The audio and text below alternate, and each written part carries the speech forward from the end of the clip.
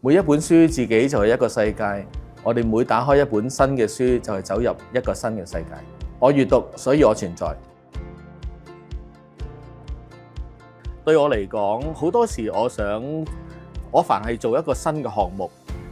想學一樣新嘅嘢，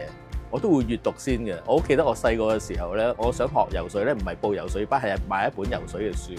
咁學羽毛球都係買咗本羽毛球嘅書。咁所以我所有嘅知識嘅起點咧，我都習慣咗去揾一本書嚟到睇先。咁大概喺2年之前，我開始想開一個新嘅項目，一個想思考或者想學習一樣嘢，就關於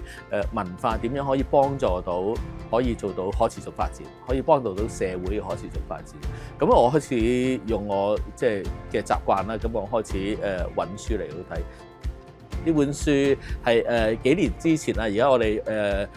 我朋友星星局長寫嘅一本書，咁佢係講喺香港過去嗰一段時間裏邊咧，香港有唔同嘅組織啦、唔同嘅團體啦，一路喺度喺香港推動呢個碳中和，就即係話點樣可以令到喺個社會裏邊唔同嘅項目裏邊咧個碳排放都係越嚟越減少呢一件事。咁裏邊咧其實對我嚟講係一個入門嚟嘅，因為我本身係一個文化藝術界工作嘅人啦，其實我唔係好太識得，譬如話生態教育啊，或者係環境保育啊，或者其他呢方面，我會知道裏邊邊啲人喺度做緊啲乜嘢，邊啲人我要認識，咁所以呢本書好有用，推薦嘅。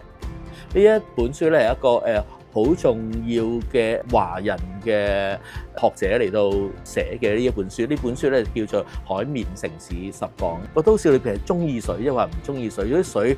雨落咗落嚟，我哋應該係排出去外邊啦，因為將佢保留喺個都市裏邊啦。但係都市又好多時要乾爽啊，又想唔想積水啊咁樣，同個水嘅關係可唔可以好似嗰個海綿咁樣，都市可以吸收到天上面落嚟嘅水，適當嘅時候就用翻嗰啲水嚟到做飲用啊、灌溉啊、做其他嘢。咁呢個係一個好創新嘅概念，喺社會裏邊、喺世界裏邊都有好大嘅唔同嘅影響。喺過去呢幾十年嘅一個好重要嘅英文嘅作者就自然書寫嘅書，咁佢叫做 Robert Macfarlane。其實喺文學世界裏邊咧，從來都有好多喺度寫緊。咁喺過去嗰20年，越嚟越多可持續發展嘅理念啦、愛護環境嘅理念裏邊咧，都有好多好重要嘅作家有啲好好嘅作品。咁香港都有自然書社啦，咁呢個朋友葉曉文，咁佢近幾年其實佢就係全身投入到又做種田啦，又做好多自然生態嘅教育啦，又搬咗去荔枝窩啦，咁樣又喺唔同嘅電影裏邊出現啦，咁其實佢都係讀